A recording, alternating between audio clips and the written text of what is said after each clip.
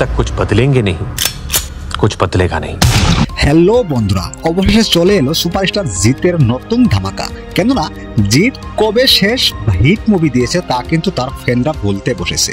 তবে ইতিমধ্যে জিত ফ্যানদের মনে সুখবর চলে এসেছে, কেননা জিত এখন এমন একটি ধামাকা নিয়ে হাজির হয়েছে যা কিনা এর আগে কল্পনা করতে পারেনি। তবে জিত শেষমেশ কবে ভালো কোনো মুভি উপহার দিয়েছিল তা কিন্তু জিত ফ্যানরা একেবারে ভুলতে বসেছে। কেননা জিতের মুক্তি পেয়েছিল চেঙ্গিস এবং বুমেরাং, সেগুলো কিন্তু তেমন একটা সাফল্য পায়নি।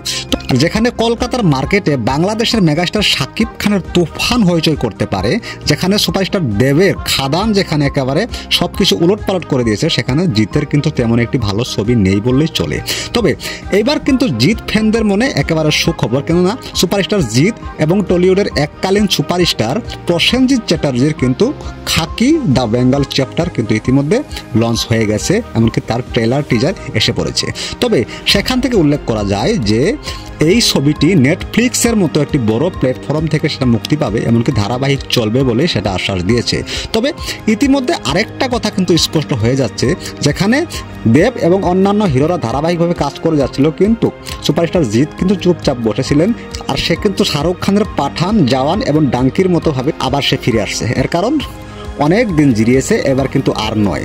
আর তবে এই খাকি দ্য বেঙ্গল চ্যাপ্টার এটা কিন্তু বাংলায় থাকবে না, হিন্দিতেও থাকবে, আরও অন্যান্য ভাষায়ও রিলিজ পাবে বলে আশ্বাস দিয়েছে।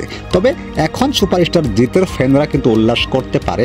আর শেষমেশ যত আপডেট চলে আসবে আপনারা এই ভিডিওর মাধ্যমে আপনারা পেয়ে যাবেন। যদি আমার চ্যানেলে নতুন হয়ে থাকেন তাহলে একটু লাইক করে দিন আর কমেন্ট করে আপনার মতামত জানান। আর হ্যাঁ, নতুন হয়ে থাকলে তাহলে চ্যানেলটিকে সাবস্ক্রাইব করতে ভুলবেন না কিন্তু। ধন্যবাদ।